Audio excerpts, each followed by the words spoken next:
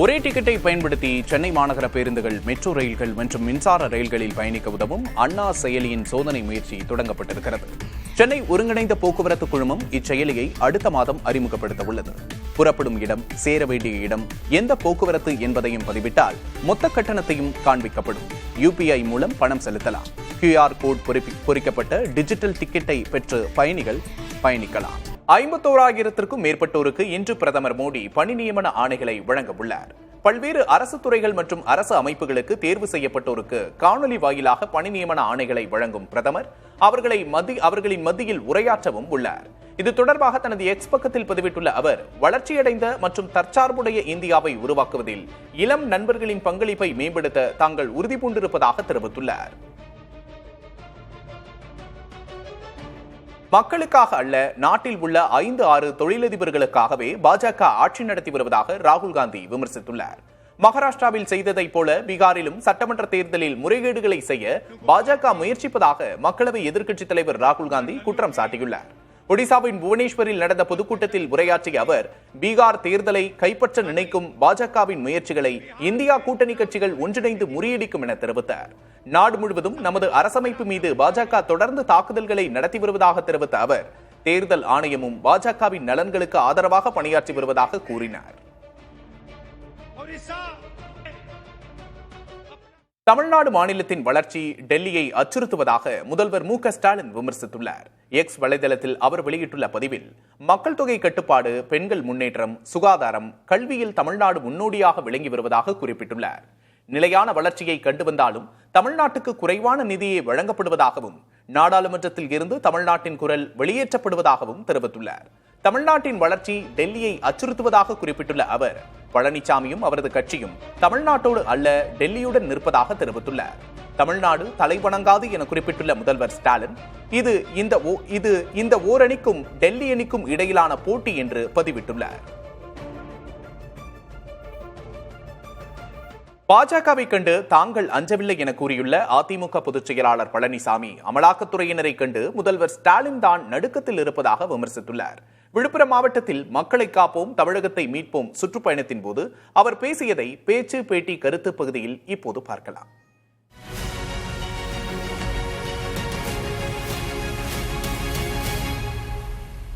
எடப்பாடி பழனிசாமி பிஜேபிக்கு அடிமை, பிஜேபிக்கு நடுங்குறார்.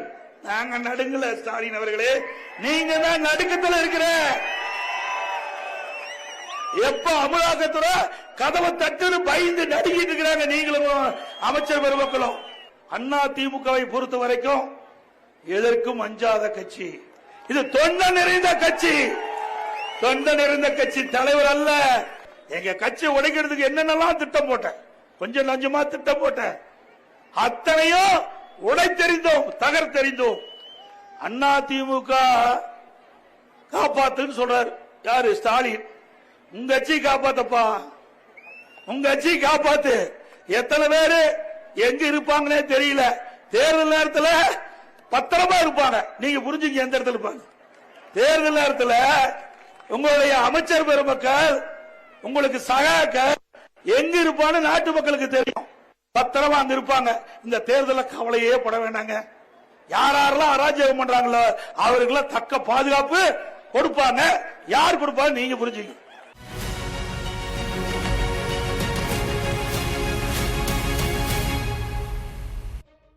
இனி முக்கிய நிகழ்வுகளை அடுத்தடுத்து பார்க்கலாம்.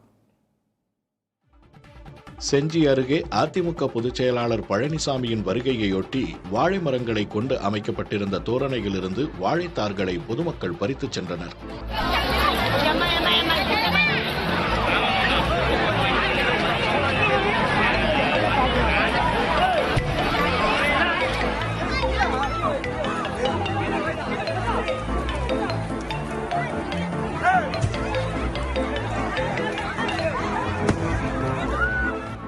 நாட்டார்மங்கலம் கூட்ரோடில் அவர் பிரச்சாரம் மேற்கொள்ள வருகை தருவதற்கு முன்பாகவே அங்கு கூடியிருந்த பொதுமக்கள் போட்டி போட்டு வாழைத்தார்களை பிடித்து இழுத்துச் சென்றனர்.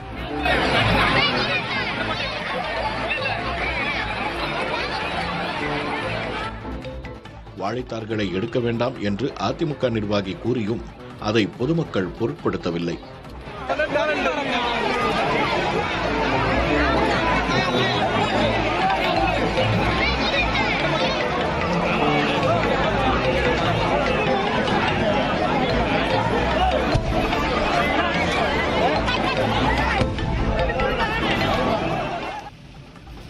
அன்புமணி ராமதாஸ் தலைமையில் நடைபெறும் வன்னியர் இடஒதுக்கீடு தொடர்பான ஆர்ப்பாட்டத்தில் கலந்து கொள்ள மாட்டேன் என பாமக நிறுவனர் ராமதாஸ் தெரிவித்துள்ளார். வன்னியர்களுக்கு 10.5 விழுக்காடு இடஒதுக்கீட்டை திமுக அரசு தர மறுப்பதாக கூறி விழுப்புரத்தில் வரும் 20ஆம் தேதி பாமக தலைவர் அன்புமணி ராமதாஸ் தலைமையில் கண்டன ஆர்ப்பாட்டம் நடைபெற உள்ளது. இந்த நிலையில் அந்த ஆர்ப்பாட்டத்தில் பங்கேற்க மாட்டேன் என ராமதாஸ் தெரிவித்துள்ளார்.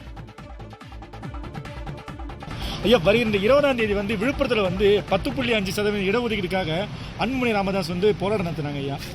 அது எப்படி ஐயா பார்க்குறீங்க? ஐயா கலந்துப்பீங்க ஐயா? உங்களுடைய 2 நாள் கனவுங்க ஐயா 10.5% இடஒதுக்கீடு ஐயா வரும் 20ஆம் தேதிங்க ஐயா. ஐயா கலந்துங்க. தாவேகா கட்சி கொடியில் யானை சின்னத்தை பயன்படுத்த தடை விதிக்க கோரி தொடரப்பட்ட வழக்கில் தங்களுடைய இடைக்கால மனுவை திரும்ப பெற்றுக் கொள்வதாக பகுஜன் சமாஜ் கட்சி தெரிவித்துள்ளது. இந்த வழக்கில் இடைக்கால உத்தரவு பிறப்பிக்கப்படும் என சென்னை உரிமையியல் நீதிமன்ற நீதிபதி தெரிவித்திருந்தார்.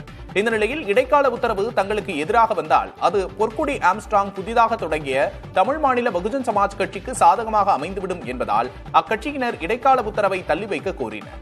ஆனால் நீதிபதி மறுப்பு தெரிவித்ததை அடுத்து தங்களுடைய இடைக்கால மனுவை திரும்ப பெற்றுக் கொள்வதாகவும் பிரதான வழக்கை தொடர்ந்து நடத்துவதாகவும் பகுஜன் சமாஜின் தமிழக தலைவர் ஆனந்தன் தெரிவித்தார்.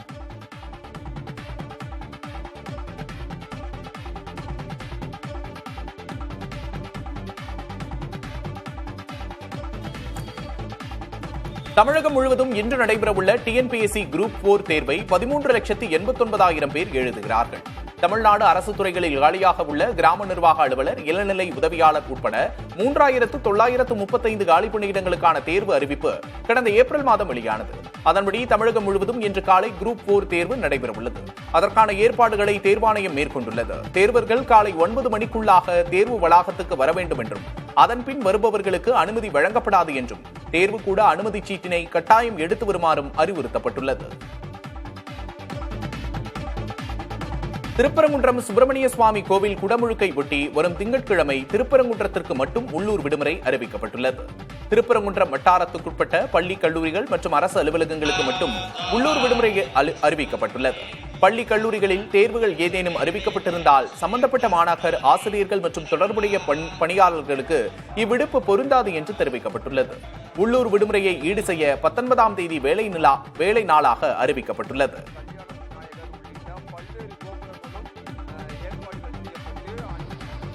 சென்னையின் பல்வேறு பகுதிகளில் இரவில் பரவலாக மழை பெய்தது. மேற்கு திசை காற்றின் வேக மாறுபாடு காரணமாக தமிழகத்தில் ஒரு சில இடங்களில் மழை பெய்யக்கூடும் என்று வானிலை ஆய்வு மையம் தெரிவித்திருந்தது. இந்நிலையில் சென்னையில் பகலில் வெயில் சுட்டெரித்த நிலையில் இரவில் பரவலாக மழை பெய்தது. கிண்டி, நுங்கம்பாக்கம், எழும்பூர், புரசைவாக்கம் என நகரின் பல்வேறு பகுதிகளில் மழை பெய்ததால் வெப்பம் தணிந்து குளிர்ச்சி நிலவியது.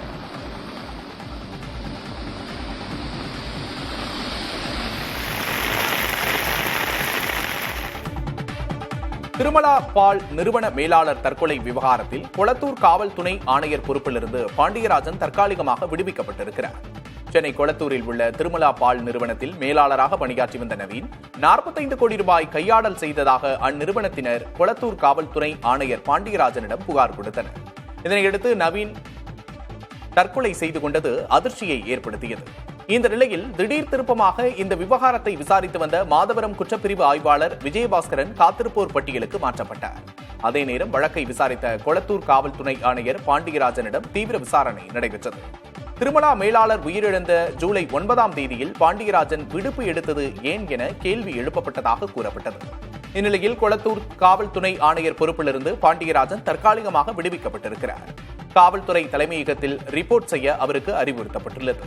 பாண்டியராஜனின் பொறுப்பை அண்ணாநகர் காவல் துணை ஆணையர் ஸ்நேகப்பிரியா கூடுதலாக கவனிப்பார் என்று தகவல் வெளியாகியுள்ளது.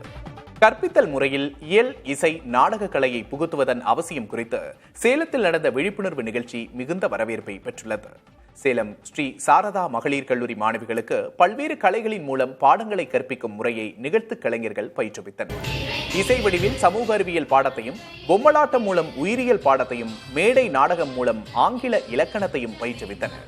மேலும் நிகழ்வடிவில் கணித சூத்திரங்களையும், பாடல் வடிவில் தனிமங்களின் அட்டவணையையும் எளிமையாக புரிந்து கொள்வது பற்றியும் சுவாரஸ்யமாக பயிற்றுவித்தனர். ஏட்டுப்பாடமும் வீட்டுப்பாடமும் கல்வி கற்பித்தல் ஒருவித சலிப்பை ஏற்படுத்தும் நிலையை மாற்றி கல்வி மீதான ஆர்வத்தை அதிகரிக்கவே இதுபோன்ற கலைகளின் மூலம் புதுமையான கற்பித்தல் முறையை பயிற்றுவிப்பதாக நிகழ்த்து கலைஞர்கள் நம்பிக்கை தெரிவித்தனர். வணக்கம். புதிய தலைமுறையின் டாப் 10 தேசம் சர்வதேசம் பகுதிக்கு வரவேற்கிறோம்.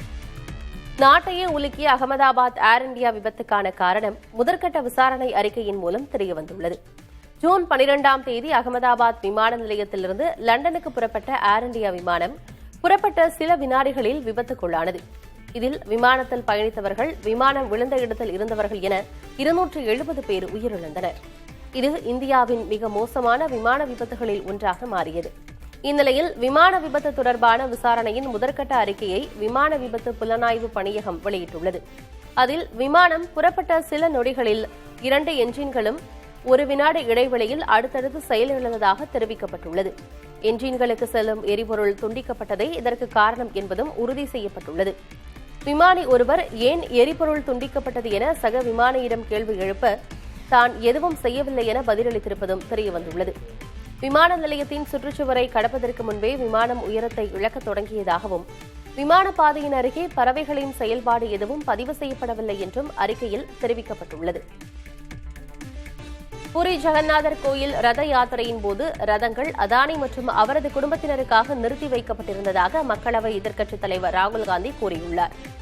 அரசமைப்பு பாதுகாப்பு கூட்டத்தில் பேசிய அவர், ஒடிஷா பாஜக அரசு அதானி கட்டுப்பாட்டில் இருப்பதாக விமர்சித்தார். அரசமைப்பு தற்போது ஆபத்தில் இருப்பதாகவும் அவர் குறிப்பிட்டார்.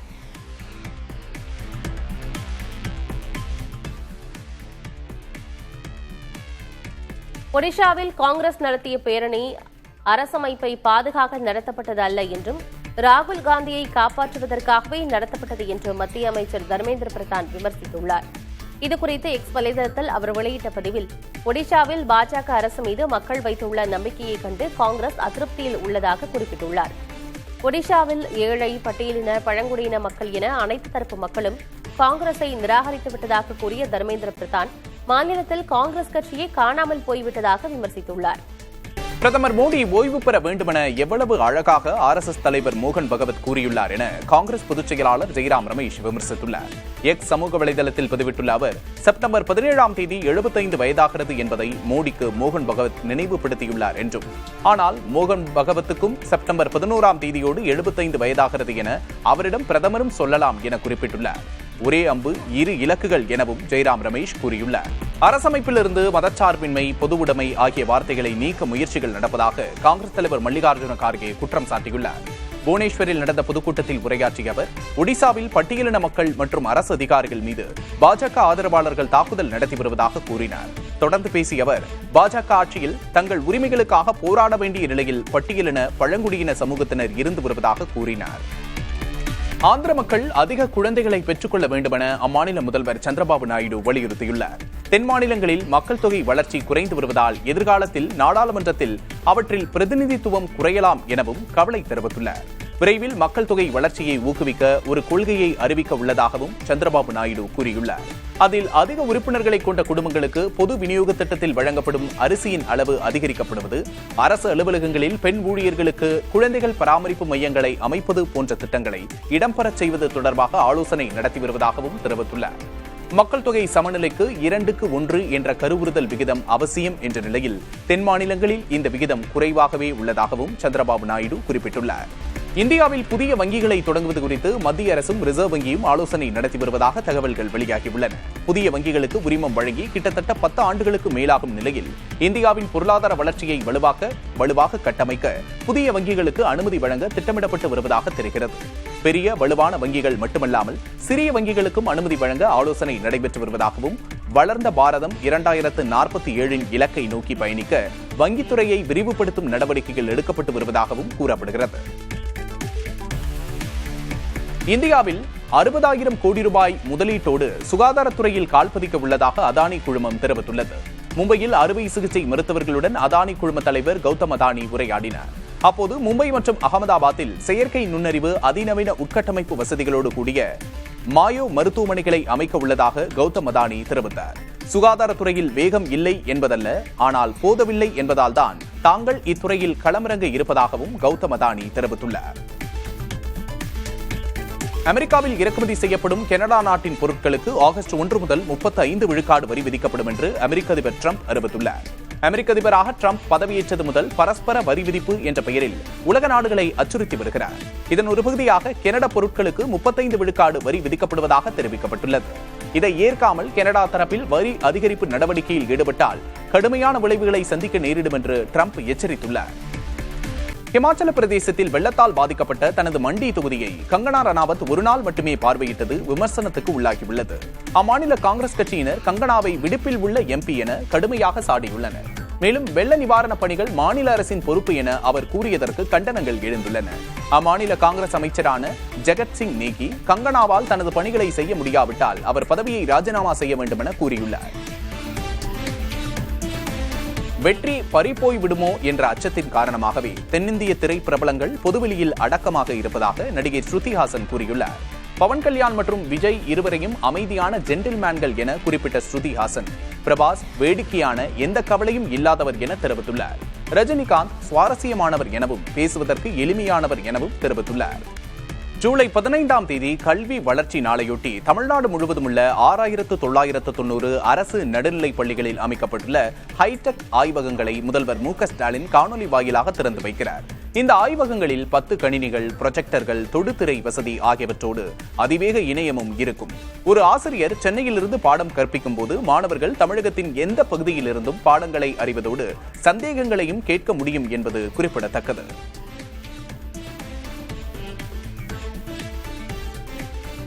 தமிழக வெற்றிக் கழக கொடியின் வண்ணங்களை படகுகளில் பயன்படுத்திய மீனவர்களின் மானியம் நிறுத்தப்பட்டதாக தவேக தலைவர் விஜய் தமிழ்நாடு அரசுக்கு கண்டனம் தெரிவித்திருந்தார். இந்த குற்றச்சாட்டுக்கு மீன்வளத்துறை விளக்கம் அளித்துள்ளது. நெல்லை மாவட்டம் வள்ளியூர் அருகே 10 மீனவர்கள் தங்கள் படகுகளை தமிழக வெற்றிக் கழகத்தின் கொடி வண்ணங்களில் மாற்றினர். இந்திய கடலோர பாதுகாப்பு விதிகளின்படி படகுகளுக்கு குறிப்பிட்ட வண்ணங்களையே பயன்படுத்த வேண்டும். இந்த விதிமீறலால் சம்பந்தப்பட்ட மீனவர்களிடம் மீன்வளத்துறை விளக்கம் கூறியது. மீனவர்கள் பதிலளிக்காததால் மண்ணெண்ணெய் மானியம் தற்காலிகமாக நிறுத்தப்பட்டதாக மீன்வளத்துறை தெரிவித்துள்ளது. 10 படகுகளில் 4 படகுகளுக்கு உரிமம் இல்லை எனவும் மீதமுள்ள 6இல் 2 படகுகளின் உரிமையாளர்கள் வண்ணங்களை மாற்றியதால் மானியம் விடுவிக்கப்பட்டதாகவும் அத்துறை தெரிவித்துள்ளது. சென்னை வானகரம் அயனம்பாக்கம் பகுதியில் உள்ள பழைய இரும்பு குடோனில் பயங்கர தீ விபத்து ஏற்பட்டது. தீயினால் அப்பகுதி முழுவதும் கரும்புகை சூழ்ந்தது. அம்பத்தூர் மற்றும் மதுரவாயல் தீயணைப்பு வீரர்கள் 1 மணி நேரத்திற்கும் மேலாக போராடி தீயை கட்டுக்குள் கொண்டு வந்தனர். இவ்விபத்தில் வடமாநில தொழிலாளர்கள் பயன்படுத்திய வாகனங்கள் உள்ளிட்ட பொருட்கள் எரிந்து நாசமாகின. 2 சிலிண்டர்கள் வெடித்ததாகவும் கூறப்படுகிறது. அருகில் உள்ள பள்ளிக்கு விடுமுறை அறிவிக்கப்பட்டது.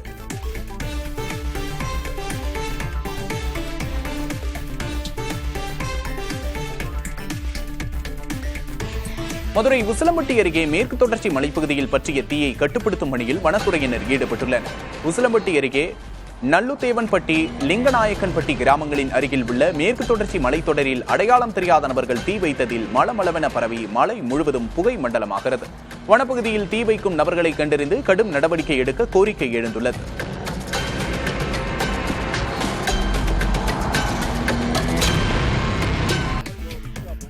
சீரியல் கில்லர் தொடர்களில் மிக பிரபலமான டெக்ஸ்டர் தொடரின் புதிய சீரீஸ் அமேசான் பிரைமில் வெளியானது.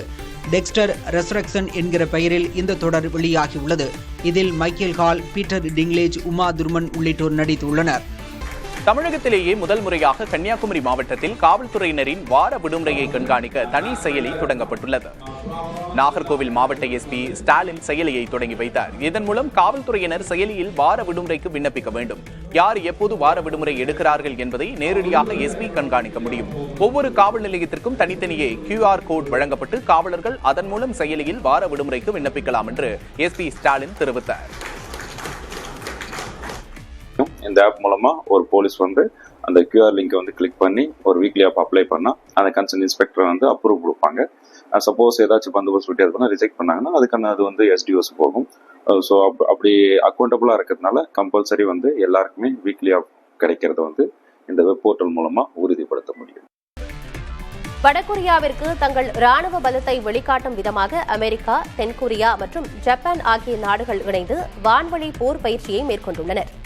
அணுகுண்டுகளை வீசும் திறன் கொண்ட அமெரிக்காவின் B-52H விமானமும் பயிற்சியில் பங்கேற்றது.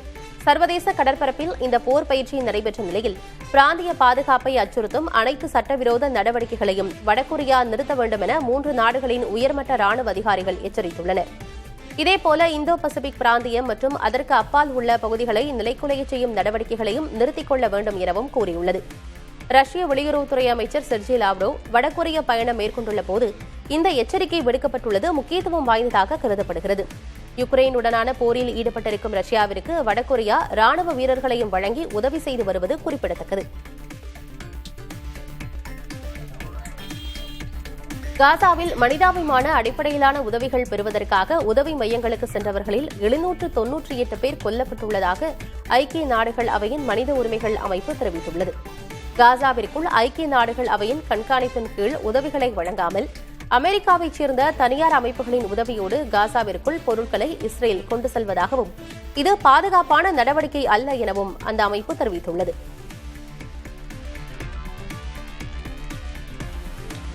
காசா மீது இஸ்ரேல் நடத்தி வரும் தாக்குதல்களை கண்டித்து ஏமனில் போராட்டம் நடைபெற்றது.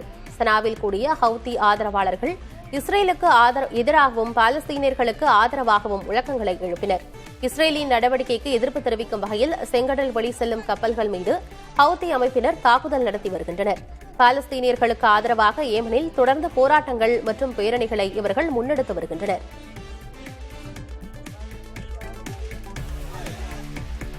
அமெரிக்கர்கள் யாரும் ஈரானுக்கு செல்ல வேண்டாம் என அந்நாட்டின் வெளியுறவு அமைச்சகம் எச்சரிக்கை விடுத்துள்ளது. இஸ்ரேல் மற்றும் ஈரான் இடையேயான போர் அமெரிக்க தலையீட்டினால் நிறுத்தப்பட்டுள்ளது. எனினும் டிரம்புக்கு எதிராக ஈரான் தலைவர்கள் வெளிப்படையான மிரட்டல் விடுத்து வருகின்றனர். இதனால் இரு நாடுகளுக்கும் இடையே பதற்றமான சூழல் நிலவுகிறது. இந்நிலையில் ஈரானுக்கு பயணிக்கும் அமெரிக்க குடிமக்களுக்கு பாதுகாப்பு அச்சுறுத்தல் உள்ளதாகவும் ஈரானுக்கு செல்வது பாதுகாப்பானது அல்ல என்றும் அமெரிக்க வெளியுறவு அமைச்சகத்தின் செய்தி தொடர்பாளர் டாமி ப்ரூஸ் அறிவுறுத்தியுள்ளார். கடந்த 2 வாரங்களில் 5 லட்சம் ஆப்கானிஸ்தானியர்கள் ஈரானிலிருந்து வெளியேற்றப்பட்டுள்ளனர். இது சமீப ஆண்டுகளில் நிகழ்ந்த மிகப்பெரிய மக்கள் வெளியேற்றங்களில் ஒன்று என ஐக்கிய நாடுகள் சபை தெரிவித்துள்ளது. இஸ்ரேல் உடனான மோதலின் போது அந்நாட்டிற்காக ஆப்கானிஸ்தானியர்கள் உளவு பார்த்ததாக கூறி ஈரான் இந்த வெளியேற்ற நடவடிக்கையை மேற்கொண்டுள்ளது. அங்கிருந்து வெளியேற்றப்பட்டவர்கள் தங்கள் வாழ்வாதாரத்தை இழந்துள்ளனர். மேலும் அவர்கள் பாலைவனத்திற்கு தள்ளப்பட்டிருப்பதால் வெயில் காரணமாகவும் நிவாரண உதவிகள் கிடைக்காமலும் அவர்கள் உயிருக்கு அச்சுறுத்தல் ஏற்பட்டுள்ளது. யுக்ரைனின் ஒடேசாவில் ரஷ்ய படைகள் நடத்திய வான்வழி தாக்குதலில் 9 பேர் காயமடைந்துள்ளனர். நகரின் மத்தியில் உள்ள குடியிருப்பு பகுதிகளை குறிவைத்து இந்த தாக்குதல் நடத்தப்பட்டதாகவும் இதில் வளர்ப்பு குதிரை ஒன்று உயிரிழந்திருப்பதாகவும் தெரிவிக்கப்பட்டுள்ளது. இந்த தாக்குதலால் பல்வேறு கட்டடங்களில் தீ விபத்து ஏற்பட்ட நிலையில் தகவல் அறிந்த நிகழ்விடத்திற்கு விரைந்த தீயணைப்புப் படையினர் போராடி தீயை கட்டுக்குள் கொண்டு வந்தனர். யுக்ரைனுக்கு வான் பாதுகாப்பு அமைப்புகளை வழங்க உள்ளதாக அமெரிக்க அதிபர் டிரம்ப் அறிவித்திருக்கிறார். நேட்டோ அமைப்பின் வாயிலாக பேட்ரியாட் வான் பாதுகாப்பு அமைப்பை வழங்க உள்ளதாக தெரிவித்துள்ளார். கடந்த சில நாட்களாகவே யுக்ரைனின் தலைநகர் உட்பட பல முக்கிய நகரங்கள் ட்ரோன்கள் மற்றும் ஏவுகணைகளின் தாக்குதலுக்கு இலக்காகி வருகின்றன. இந்நிலையில் அமெரிக்க அதிபர் டிரம்பிடம் கூடுதல் ஆயுதங்களை வழங்கிட யுக்ரைன் அதிபர் ஜெலன்ஸ்கி வேண்டுகோள் விடுத்திருந்தார். புரி ஜெகநாதர் கோயில் ரத யாத்திரைகளின் போது ரதங்கள் அதானி மற்றும் அவரது குடும்பத்தினருக்காக நிறுத்தி வைக்கப்பட்டிருந்ததாக மக்களவை எதிர்க்கட்சித் தலைவர் ராகுல் காந்தி கூறியுள்ளார். அரசமைப்பு பாதுகாப்பு பொதுக்கூட்டத்தில் பேசிய அவர் ஒடிஷா பாஜக அரசு அதானி கட்டுப்பாட்டில் இருப்பதாகவும் விமர்சித்தார். அரசமைப்பு தற்போது ஆபத்தில் இருப்பதாகவும் அவர் குறிப்பிட்டார். பீகார் சட்டமன்ற தேர்தலில் ஆம் ஆத்மி கட்சி தனித்து போட்டியிடும் என அக்கட்சியின் மூத்த தலைவரும் மாநிலங்களவை உறுப்பினருமான சஞ்சய் சிங் தெரிவித்துள்ளார். இதுகுறித்து பேசிய அவர் இந்தியா கூட்டணி என்பது மக்களவை தேர்தலை கருத்தில் கொண்டு அதற்காக அமைக்கப்பட்ட கூட்டணி என குறிப்பிட்டார். தொடர்ந்து பேசிய அவர் 75 வயதை கடந்தவர்கள் அரசியலில் இருந்து ஓய்வு பெற வேண்டும் என மோகன் பகவத் கூறியது பிரதமர் மோடிக்கு RSS அனுப்பியுள்ள சமிஞ்சை என தெரிவித்துள்ளார். அமெரிக்காவில் மலிவு விலை மின்சார பிக்கப் ட்ரக்கினை ஸ்லேட் ஆட்டோ என்ற நிறுவனம் அறிமுகப்படுத்தியுள்ளது. இந்த நிறுவனம் அமேசான் நிறுவனர் ஜெஃப் பெசோஸ் உள்ளிட்டோரின் ஆதரவுடன் செயல்பாட்டை தொடங்கியுள்ளது குறிப்பிடத்தக்கது. சமீபத்தில் இந்நிறுவனம் அறிமுகப்படுத்தியுள்ள பிக்கப் ட்ரக் ஒருமுறை சார்ஜ் செய்தால் 241 கிலோமீட்டர் வரை செல்லும் வகையில் வடிவமைக்கப்பட்டுள்ளது. அடிப்படை உட்புற வசதிகள் உள்ளிட்டவை இதன் சிறப்பம்சமாக கருதப்படுகிறது.